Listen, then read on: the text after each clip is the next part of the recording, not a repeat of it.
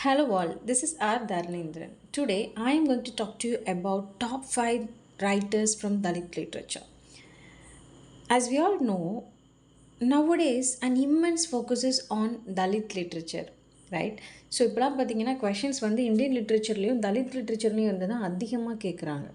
முன்னாடி வந்து the significance was given to British literature but not nowadays. Nowadays the case is different இல்லையா? So I have chosen this topic for today's class. Top 5 Dalit writers. Okay. So before talking about the top 5 Dalit writers, let me talk about Varna system. So Dalit லிட்ரேச்சர்னா என்னென்னு பார்த்தீங்கன்னா அந்த discrimination sufferings அந்த so called untouchable பீப்புளோட life அவங்களோட life எப்படி இருந்தது, அவங்களோட கண்டிஷன் என்ன, எப்படிலாம் அவங்கள டிஸ்கிரிமினேட் பண்ணாங்க, ஹவு தேவர் சப்ரெஸ்ட், இது எல்லாத்தையும் பார்க்குறது தான் தலித் லிட்ரேச்சர். அதுக்காக வாய்ஸ் அவுட் பண்ணவங்க, வாய்ஸ் ரைஸ் பண்ணவங்க எக்கச்சக்கமான பேர் இருப்பாங்க. அதுதான் தலித் லிட்ரேச்சர் பேசுது. மோஸ்ட்லி தலித் லிட்ரேச்சரில் ஆட்டோபயோகிராஃபிஸ் தான் இருக்கும். பிகாஸ் தலித் ரைட்டர்ஸ் வந்து என்ன பண்ண நினைக்கிறாங்க, they want to talk about their own life condition. அவங்க எந்த மாதிரியான லைஃப்பை வந்து வாழ்கிறாங்கங்கிறத நமக்கு சொல்ல ஆசைப்படுறாங்க. பிகாஸ் பை டெல்லிங் தேட் நம்ம வந்து என்ன பண்ணலாம், we can get a sort of awareness. Okay, நம்ம சைட்லேருந்து நம்ம அவங்க லைஃப் அவங்க எவ்வளோ வந்து அப்ரெஸ்டாக இருக்காங்கங்கிறத நம்ம புரிஞ்சுக்கிறதுக்கான ஒரு ஸ்டெப் அது. ஸோ இதில் வந்து பார்த்திங்கன்னா வர்ணா சிஸ்டம் அப்படிங்கிறது தான் பேசிக். அதுதான் இது எல்லாத்துக்குமான காரணம். So Varna system, the very word varna means color or complexion or pigments. So Varna சிஸ்டம்னா வேறு ஒன்றும் இல்லை. இட் இஸ் பிலீவ்டு தேட் இந்த பிரம்மா தான் எல்லாரையும் படித்தாருன்னு சொல்கிறோம் இல்லையா? இதில் என்ன சொல்லுவாங்க அப்படின்னா, இந்த வர்ணா சிஸ்டம் சொல்கிற விஷயம் என்னென்னா, பிரம்மாவோட ஹெட்லேருந்து பிராமின்ஸும், ஷோல்டர்ஸ்லேருந்து க்ஷத்ரியாஸும், தைஸ்லேருந்து வைஷ்யாஸும், ஃபீட்லேருந்து ஷூத்ராஸும் பிறந்தாங்க அப்படின்னு சொல்லுவாங்க. It's a belief. Okay, it's a myth, not a fact. இந்த மாதிரி ஒரு பிலீஃப் இருக்குது. ஸோ இந்த காஸ்ட் ஹைரார்கி பார்த்திங்கன்னா, பிரம்மாவோட ஹெட்டில் இருந்து பிறந்தவங்க எப்போவுமே ப்ரீஸ்டாகவும் காடுக்கு ரொம்ப க்ளோஸாகவும், ஷூத்ராஸ் அப்படிங்கிறவங்க வந்து அவங்க பிரம்மாவோட ஃபீட்டில் இருந்து பிறந்ததுனால அவங்க ரொம்ப ரொம்ப சின்ன சின்ன வேலை தான் பண்ணணும் அந்த மாதிரி. ஸோ ப்ரொஃபஷனும் இதை பொறுத்து அவங்க வந்து என்ன பண்ணுவாங்க, கிளாஸிஃபை பண்ணுவாங்க. ஸோ பிராமின்ஸ்க்கு காடு கூட க்ளோஸாக இருக்கிற ஒரு ப்ரொஃபஷன் அப்படின்னா அவங்க ஐயராக இருக்காங்க இல்லையா, இந்த மாதிரி. அண்ட் க்ஷத்ரியாஸ் அவங்க வந்து அடுத்த பொசிஷன் ஹைரார்கியில் அடுத்த ஆர்டர். ஸோ அவங்க வாரியர்ஸாக, கிங்ஸாக, அட்மினிஸ்ட்ரேட்டர்ஸாக இருப்பாங்க. அண்ட் அதுக்கப்புறம் வைஷ்யாஸ் வந்து அக்ரிகல்ச்சரலிஸ்ட்டாக இருப்பாங்க. அண்ட் மணி லெண்டர்ஸ், ட்ரேடர்ஸாக இருப்பாங்க. ஷூத்ராஸ் வந்து யூஸ்வலி இவங்க எல்லாத்துக்கும் சின்ன சின்னதாக ஹெல்ப் பண்ணுறவங்களாக இருப்பாங்க. அண்ட் இதை தாண்டி இந்த சோகால் அன்டச்சபிள் லிஸ்ட்லேயே வராத பீப்புள் இருக்காங்க இல்லையா, அவங்க வந்து மீனியல் லேபரர்ஸாக இருப்பாங்க. அப்படின்னா ஹவுஸ் கிளீனிங், இந்த மாதிரி taking out the human shit, இந்த மாதிரி ஒர்க்ஸ், ரொம்ப ரொம்ப கஷ்டமான ஒர்க்ஸ் எல்லாம் பண்ணுறவங்க. பட் ஃபார் ரொம்ப ரொம்ப ரொம்ப சின்ன வேஜ்க்கான ஒரு ரொம்ப சின்ன சம்பளம் வாங்கிட்டு வேலை செய்கிறவங்க. ஸோ இதுதான் வந்து லாஸ்ட்டில் சொல்கிற இந்த சோகால் அன்டச்சபிள் பீப்புளோட இது. ஸோ இவங்களை எந்த அளவுக்கு வந்து அவங்க ஒதுக்கி வச்சாங்க, எப்படியெல்லாம் கஷ்டப்படுத்துனாங்கிறது தான் இந்த தலித் லிட்ரேச்சர் ஃபுல்லாக நம்ம பார்க்குற விஷயமா இருக்கும். அதில் இந்த பிராமின், க்ஷத்ரியாஸ், வைஷ்யாஸ், சூத்ராஸ் இது எல்லாத்தையும் தாண்டி இந்த அன்டச்சபிள் பீப்புள் வந்து அவங்க எவ்வளோ சஃபர் ஆனாங்க அப்படின்னு பார்த்தீங்கன்னா, கிளாஸ் ரூமில் ஈவன் எல்லாருமே வந்து பெஞ்சில் இருக்கும்போது these people are not allowed to sit on the bench. ஆனால் அதே மாதிரி if they go to buy snack or something, அவங்க வந்து என்ன பண்ணுவாங்கன்னா, they will not allowed to get it directly by touching their hand and all. அதுக்கு பதிலாக என்ன பண்ணுவாங்கன்னா, இப்போது காஃபி, டீ ஏதாவது குடிக்கணும்னா ஒரு சின்ன பைப் வச்சு அது வழியாக ஊற்றுவாங்க, இல்லை கையை இப்படி வச்சு கையில் ஊற்றுவாங்க. அண்ட் எல்லா இடத்துலையுமே வந்து இவங்களுக்குன்னு இவங்களை வந்து உள்ளே விடாமல் ஒதுக்கியே தான் வச்சுருப்பாங்க. மொத்தமாக கோவிலுக்குள்ளே வரக்கூடாது, எல்லாருமே குடிக்கிற இடத்துல வந்து தண்ணி எடுக்கக்கூடாது. இதுக்கெல்லாம் மீனிங் என்ன பார்த்தீங்கன்னா, these people are called as untouchables. If they touch other caste people, other higher caste people, it means that they pollute them. So என்ன பண்ணக்கூடாது, நீங்கள்லாம் டச் பண்ணக்கூடாது. இஃப் யூ டூ ஸோ அதுக்கு என்ன அர்த்தம், யூ பொல்யூட்டர்ஸ் அப்படின்றது அர்த்தம் அப்படின்னு இந்த மனுஸ்மிருதி அப்படிங்கிற ஒரு ஒர்க் சொல்லுது. அண்ட் அதே மாதிரி it's a religious work, okay, அது சொல்லுது. அண்ட் இந்த வர்ணா சிஸ்டமும் சொல்கிற விஷயம் அதுதான். இந்த ஒரு பேஸ், இந்த வர்ணா சிஸ்டம் அப்படிங்கிற ஒரு விஷயத்தினால ஸ்டார்ட் ஆனது தான் எல்லாமே. இதனால தான் இந்த டிஸ்கிரிமினேஷன்ஸ் எல்லாமே வந்தது. ஓகே, ஸோ இந்த அளவுக்கு அன்டச்சபிள் பீப்புள், அதாவது இந்த சோ கால் அன்டச்சபிள் பீப்புளை எவ்வளோ வந்து கஷ்டப்பட வச்சாங்க, எவ்வளோ எக்ஸ்ப்ளாய்ட் பண்ணாங்க, எவ்வளோ டிஸ்கிரிமினேட் பண்ணாங்க, இதுதான் வந்து நம்ம ஃபுல்லாக பார்க்குறதா இருக்கும். ஸோ இதுக்காக போராடி வாய்ஸ் ரைஸ் பண்ண பீப்புள் வந்து பார்த்திங்கன்னா ஜோதிரா பூலே, நான் அவங்களோட ஒய்ஃப் சாவித்ரிபாய் பூலே இவங்க, அண்ட் ஈவேரா பெரியார், அம்பேத்கர், இந்த மாதிரி பெரிய பெரிய மனுஷங்களாம் வந்து வாய்ஸ் அவுட் பண்ணி இவங்களுக்காக நிறைய ஸ்டெப்ஸ் எடுத்து இவங்களுக்கு நிறைய ரைட்ஸை வந்து கொண்டு வந்தாங்க. So the very first writer we have is Bhimrao Ramji Ambedkar. இவரோட டைம் பீரியட் பார்த்தீங்கன்னா 1891 1956. Actually he belongs to Dalit Buddhist movement. Dalit Buddhist மூமெண்ட்னு பார்த்தீங்கன்னா actually when he was born he was a Hindu, but after a few years he decided to convert himself into Sikhism. ஆனால் என்ன ஆயிருக்குன்னா சீக்கிசமில் he was against some of the principles of Sikhism, that's why he chose Buddhism.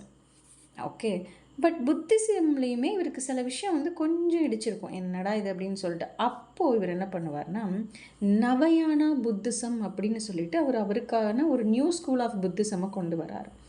Okay, so he established a new school of Buddhism called Navayana Buddhism, and sometimes it is known as Neo Buddhism too. Okay, and இது வந்து பார்த்திங்கன்னா இவர் மகாராஷ்டிராவை சேர்ந்த person. So மகாராஷ்டிராவில் இருக்கிற most of the Dalit people என்ன பண்ணிட்டாங்கன்னா after establishing this particular school of Buddhism, Navayana Buddhism, most of the people of Maharashtra, அந்த தலித் பீப்புள் இருக்காங்க இல்லையா, they converted themselves into Ambedkar's this Buddhism. Okay, so நிறைய பேர் அம்பேத்கரோட ஃபாலோவர்ஸாக தான் இருப்பாங்க, இதையும் ஞாபகம் வச்சுக்கோங்க. அண்ட் இந்த year 1990 he received Bharat Ratna award. இது வந்து என்ன, it is the highest civilian award. இதை 1990 இவர் ரிசீவ் பண்ணியிருப்பார். It is important. And he is known as Baba Saheb. Baba Saheb அப்படின்னா ரெஸ்பெக்டட் ஃபாதர்னு அர்த்தம். பாபா சாஹிப் அம்பேத்கர்னு சொல்லுவோம் இல்லையா, ஸோ இது. அண்ட் இந்த புத்திசமில் இவருக்கு இருந்த இன்ட்ரெஸ்ட்னால இவர் என்ன பண்ணியிருப்பானா the Buddha and his Dhamma அப்படிங்கிற ஒர்க் எழுதியிருப்பார். Year of publication 1957. It's a treatise on Buddhism. So இதை ஞாபகம் வச்சுக்கோங்க. But it will not come under Dalit literature, but anyway it is an important work of Ambedkar. That's why I told this. Okay, and Dalit லிட்ரேச்சரில் அம்பேத்கரோட இம்பார்ட்டண்டான ஒர்க்ஸ்ன்னு சொன்னீங்கன்னா அது very first work is Castes in India, their mechanism, genesis and development, 1917. So here Ambedkar says that a caste is an enclosed class, and he says that with an arrival of endogamy only the caste was originated. எண்டோகாமி எக்ஸோகாமி நமக்கு difference தெரியும் இல்லையா. எக்ஸோகாமி அப்படிங்கிறது நம்ம வந்து அடுத்தடுத்த community கூட marriage பண்ணிக்கிறது, அதாவது inter cost marriages R allowed அப்படிங்கிறது எக்ஸோகாமி. எண்டோகாமி அப்படிங்கிறது என்ன அப்படின்னா ஒரு பர்டிகுலர் கம்யூனிட்டிக்குள்ளே மட்டும் மேரேஜ் பண்ணிக்கிறது. So according to Ambedkar origin of caste அப்படிங்கிறதுக்கான அந்த பிகினிங் எங்கே இருக்குது, காஸ்ட்டோட ஆரிஜின் எங்கேன்னு பார்த்தீங்கன்னா எண்டோகாமிலேருந்து தான். என்றைக்கு நீ உன் வீட்டுக்குள்ளே மட்டும் தான் நான் கல்யாணம் பண்ணிப்பேன், உன் கம்யூனிட்டிக்குள்ளே மட்டும் தான் நான் மேரேஜ் பண்ணிப்பேன்னு சொன்னியோ அன்றைக்கே அங்கே காஸ்ட் ஸ்டார்ட் ஆகிடுச்சு. So if you want to destroy casteism then you should go for exogamy. என்ன பண்ணுங்கள், எக்ஸோகாமி பண்ணுங்கள். நீங்கள் வந்து அடுத்தடுத்த காஸ்ட்டுக்குள்ளே மேரேஜ் பண்ணிக்கோங்க, இன்டர் காஸ்ட் மேரேஜை சப்போர்ட் பண்ணுங்கள். Then only the casteism, this system will be completely destroy அப்படிங்கிறது அம்பேத்கரோட idea. Okay, and also he says that caste and class are neighbors in the work. I already explained this இல்லையா, so remember this. Next one, annihilation of caste, 1936. In NET's perspective, this work is very much important because it was asked so many times in NET exam. Annihilation of caste, that too in recent years. In the 2 years la adhigama ketta question idu. Okay, so it is known as the manifesto for the abolition of caste system. When something has complete details, principle, rules about something, அது வந்து என்ன சொல்லுவாங்க, மேனிஃபெஸ்டோன்னு சொல்லுவாங்க. So abolition of caste system பற்றின complete details இந்த ஒர்க்கில் இருக்கிறதுனால இது manifesto for the abolition of caste system அப்படின்னு சொல்கிறோம். Before talking about this work I just want to tell you that இந்த அனிகிலேஷன் ஆஃப் காஸ்ட்னு பார்த்தீங்கன்னா at one fine day he was invited to deliver a speech in the conference. But ஒரு கான்ஃபரன்ஸில் நம்ம இப்போ speech deliver பண்ண போகிறோம் அப்படின்னா கொஞ்சம் டேஸ் முன்னாடி என்ன பண்ணணும், நம்மளோட ஸ்பீச்சை வந்து அவங்களுக்கு சப்மிட் பண்ணணும். அவங்க வந்து செக் பண்ணிவிட்டு ஓகேவான்னு சொல்லுவாங்க. பிகாஸ் கான்ட்ரவர்ஷியலாக அதில் எதுவும் இருக்கக்கூடாது இல்லையா. பட் அதை அவங்க ரீட் பண்ணி பார்க்கும்போது, அம்பேத்கரோட இந்த ஸ்பீச்சை ரீட் பண்ணி பார்க்கும்போது அதில் வந்து பயங்கர கான்ட்ரவர்சியாக இருந்தது. ஃபுல்லாக காஸ்ட் அண்ட் அந்த அப்பர் காஸ்ட் பீப்புள் பண்ணக்கூடிய விஷயம் எல்லாமே அன்பேரபிள் அப்படி இப்படின்னு அவர் நிறையா வந்து அட்டாக் பண்ணி பேசியிருந்தார். இது கான்ட்ரவர்சியாக இருந்ததுனால they rejected his speech. Okay, but as soon as his speech got rejected, he decided to self-publish it. And he did it as well. Okay, so self-publish பண்ணுறாரு. அதில் வந்து என்ன பண்ணுறாருன்னு பார்த்தீங்கன்னா, ரிலீஜியஸ் டெக்ஸ்ட் எல்லாமே மேல் டாமினண்ட்டாக இருக்குது. அண்ட் பீப்புளை வந்து காம்ப்ளெக்ஷன்னாலையும் பியூரிட்டி ஆஃப் பிளட்னாலையும் ஹிஸ்டாரிக்கல் லெஜிட்டிமசி வச்சும் வந்து டிவைட் பண்ணுறது ஆர் கிளாஸிஃபை பண்ணுறது அப்படிங்கிறது விச் இஸ் கம்ப்ளீட்லி ராங். அந்த மாதிரி இதில் வந்து காஸ்ட் சிஸ்டம் எந்த அளவுக்கு பீப்புளை வந்து டிஸ்கிரிமினேட் பண்ணுது, எவ்வளோ அப்ரெஸ்டாக அவங்கெல்லாம் இருக்காங்கங்கிறத இவர் இதில் பர்ஃபெக்டாக சொல்லியிருப்பார். And also he says that to annihilate the caste system, one should destroy the religious notions upon which caste is founded. Cost எங்கே வந்து ஆரம்பிச்சுதோ நீங்கள் அங்கே என்ன பண்ணுங்கள், அந்த இடத்துல இருக்கிற ரிலீஜியஸ் நோஷன்ஸை நீங்கள் காலி பண்ணாலே காஸ்ட் சிஸ்டமை நீங்கள் கம்ப்ளீட்டாக டெஸ்ட்ராய் பண்ணிடலாம் அப்படின்றது அம்பேத்கரோட idea. So this is what he said in this work. And one more important thing about this work is annihilation of caste. Okay, கான்ஃபரன்ஸில் பேச விடலை, செல்ஃப் பப்ளிஷ் பண்ணிட்டாரு. But after the publication Mahatma Gandhi என்ன பண்ணுறாரு அப்படின்னா, he read it and he wanted to talk about that work. So அதுக்கு மகாத்மா காந்தி இந்த annihilation of காஸ்ட்டுக்கு ஒரு ரிப்ளை போடுவார், a vindication of caste. So in the beginning, as if he supports Ambedkar. Okay, like நீ வந்து உனக்கு என்ன இருக்குது, உனக்கு எல்லா ரைட்டும் இருக்குது, நீ பேசுகிறதுக்கு உன்னை எப்படி ரிஜெக்ட் பண்ண முடியும், நீ நினச்சதை பேசலாம் அப்படிங்கிற மாதிரி பிகினிங்கில் காந்தி வந்து அம்பேத்கருக்கு சப்போர்ட் பண்ணுற மாதிரி இருந்தாலும் போக போக எப்படி இருக்கும் அப்படின்னா, you don't have the right to talk about caste system of India because most of the people of living faith இருக்கு இல்லையா, அந்த லிவிங் பீப்புளோட ஃபெய்த்தை வந்து நீ என்ன பண்ணுறேன்னா கம்ப்ளீட்டாக வந்து எராடிகேட் பண்ண ட்ரை பண்ணிகிட்ருக்க அப்படிங்கிறத காந்தி வந்து இதில் சொல்லியிருப்பார். காஸ்ட் சிஸ்டம் அப்படிங்கிறது it is required in India. அந்த ஹிந்துவிசமில் ரொம்ப ரொம்ப இம்பார்ட்டண்டானது ஒரு காஸ்ட் சிஸ்டம், அது இல்லாமல் இருக்கவே கூடாது அப்படின்னு சொல்லி பயங்கரமாக காஸ்ட்டை வந்து டிஃபெண்ட் பண்ணி இவர் பேசியிருப்பார். இந்த காஸ்ட் சிஸ்டம், வர்ணாசிரமம், இது எல்லாத்தையும் மனுஸ்மிருதிங்கிற புக்கு, இது எல்லாத்தையும் டிஃபெண்ட் பண்ணி பேசியிருப்பார். விண்டிகேஷன் ஆஃப் காஸ்ட் அப்படிங்கிற வாக்கில் Mahatma Gandhi. So don't forget this. And other important works of Ambedkar are Riddles in Hinduism, Who Were the Shudras, JRF publication 1946. Next important writer we have for today's class is Jyotirao Phule. இவரோட time period பார்த்தீங்கன்னா 1827லேருந்து 1890. He belongs to Satyashodak Samaj, the Society of Truth Seekers. So இப்போ British literature பார்த்தீங்கன்னா we have plenty of movements இல்லையா, like lake poets, எட்டனிக் school of poets, pre-Raphaelite brotherhood, beat generation. Okay, இந்த மாதிரி நிறைய moments எல்லாம் நமக்கு தெரியும். ஸோ இங்கே தலித் லிட்ரேச்சரில் ஜோதிராவ் பூலே எந்த மூமெண்ட்டை சேர்ந்தவர்னு பார்த்திங்கன்னா Satyashodhak Samaj, society of truth seekers. இவங்களுமே வந்து தலித் பீப்புளுக்காக வாய்ஸ் ரைஸ் பண்ணுறவங்க தான். அண்ட் இன்னொன்று என்னென்னு பார்த்தீங்கன்னா, Jyotirao Phule and his wife Savitribai Phule together started a girls school. Okay, so for the first time இந்த மாதிரி கேர்ள்ஸ் ஸ்கூலெல்லாம் ஸ்டார்ட் பண்ணி அவங்கள எஜுகேட் பண்ணதுனால இவங்களை என்ன சொல்லுவாங்க, பயனியர்ஸ் ஆஃப் விமன் எஜுகேஷன்னு சொல்லுவாங்க. So it is important. And இவரோட ஃபர்ஸ்ட் ஒர்க் பார்த்தீங்கன்னா ஷெட்கர் யாச்சா அசத் அப்படின்றது 1881. ஸோ ஷெட்கர் யாச்சா அஷத் இதோட இங்கிலீஷ் டைட்டில் பார்த்தீங்கன்னா the cultivators whipcord. So here எப்படி வந்து கல்டிவேட்டர்ஸோட இவங்க எல்லாமே வந்து எவ்வளோ அஃபெக்ட் ஆகுறாங்க, அந்த ஃபார்மர்ஸ் எப்படி அஃபெக்ட் ஆகுறாங்க அப்படிங்கிறது தான் இந்த ஒர்க்கில் சொல்லியிருப்பார். இது வந்து அண்ட் இது ஓரளவு இம்பார்ட்டன்ட். பட் ஜோதிராவ் பூலே அப்படின்னாலே குலம்கிரி தான் இம்பார்ட்டன்ட். சிக்னேச்சர் ஒர்க் சொல்லுவோம் இல்லையா, அது குலம்கிரி ஜோதிராவ் பூலேக்கு. ஸோ ஜோதிராவ் பூலேனாலே குலம்கிரி தான் ரொம்ப ரொம்ப இம்பார்ட்டண்டான ஒர்க்கு. நெட் எக்ஸாமில் நிறைய டைம் வந்த ஒரு கொஷின் இதுதான். அண்ட் இந்த குலம்கிரியில் இவர் பண்ண விஷயம் என்னன்னு பார்த்தீங்கன்னா, ஆக்சுவலி ஒரு ஒர்க்லேயே ராமாயணா இருக்கட்டும், மகாபாரதா இருக்கட்டும், எல்லா எபிக்ஸ்லேயும் என்ன நடக்கும்னு பார்த்தீங்கன்னா, ஆடியன்ஸை வந்து எப்போவுமே வந்து, அதாவது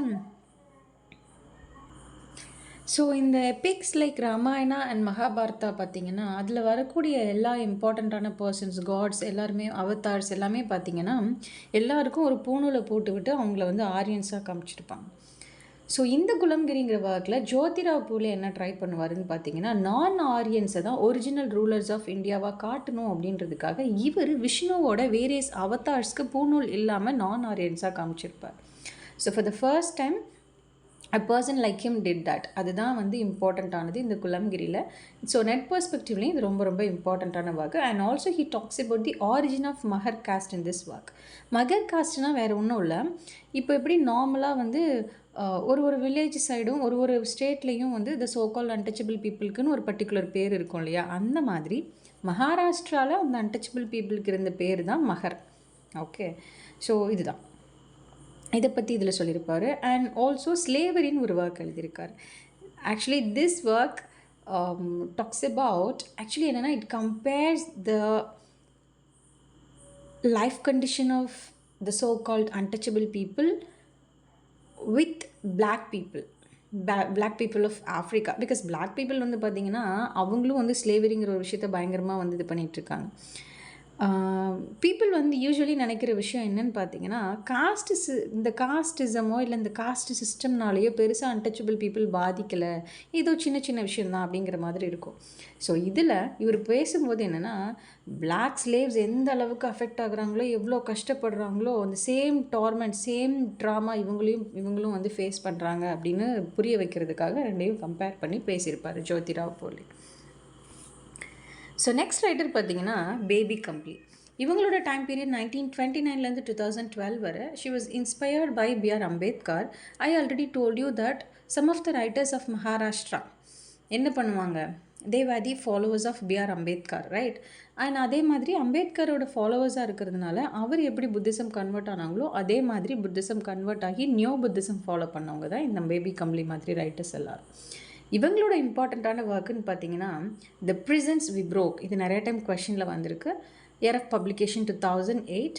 அண்ட் மராத்தியில் இதை ஜீனா அம்யூச்சான்னு சொல்லுவாங்க. English title the prisons we broke. It's an autobiography.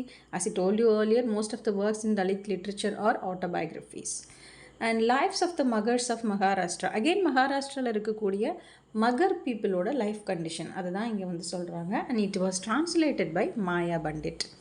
Okay, next one என்னன்னு பார்த்தீங்கன்னா Perumal Murugan. Every one knows about this person இல்லையா, is a living author.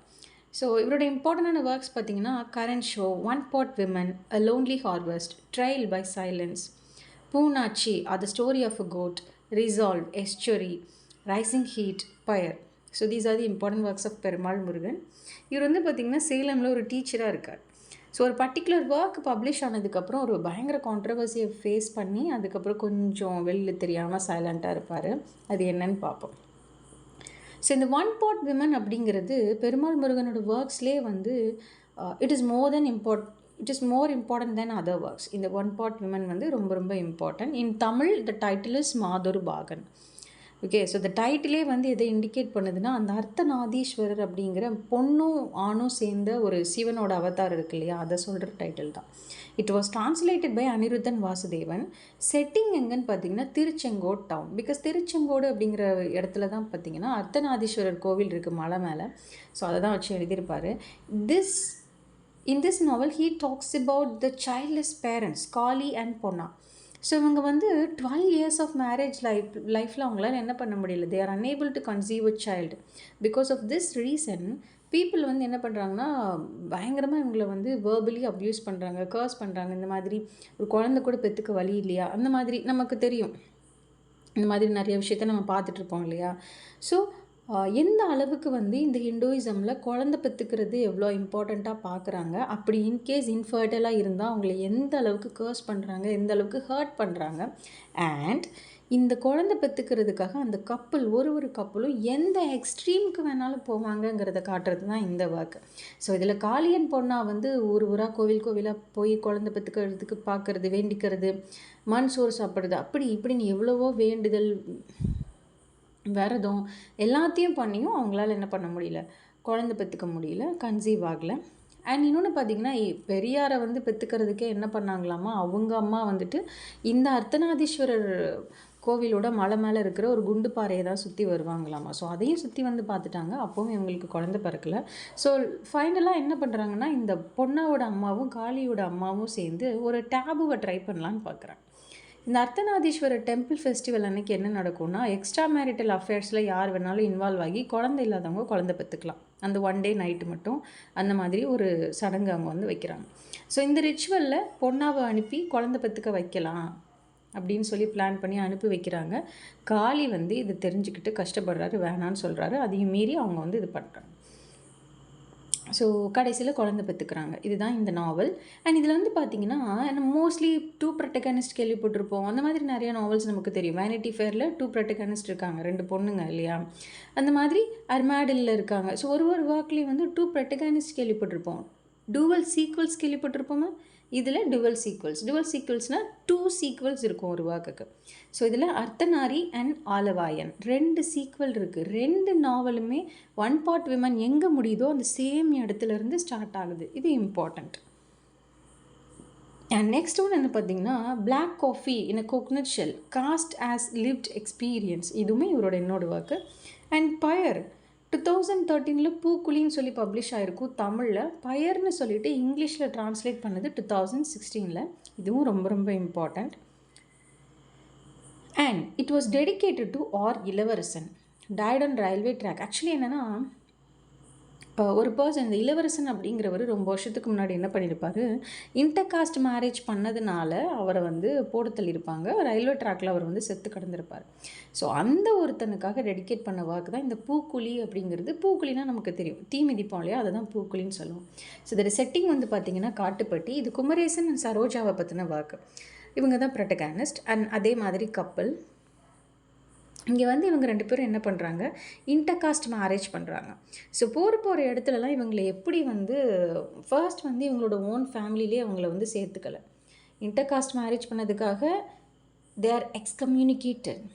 So and அதுக்கப்புறம் என்ன ஆகுதுன்னா, வீட்டுக்குள்ளேயே அவங்க அம்மா அப்பா சேர்த்துக்கிறதுல எப்போ பார்த்தாலும் வந்து அவங்கள வந்து ஸ்கோல் பண்ணிட்டே இருக்கிறது. அண்ட் அதுக்கப்புறம் தாத்தா பாட்டி வந்து அடித்து விரட்டுறது, இவங்களை வந்து ஹர்ட் பண்ணுறது.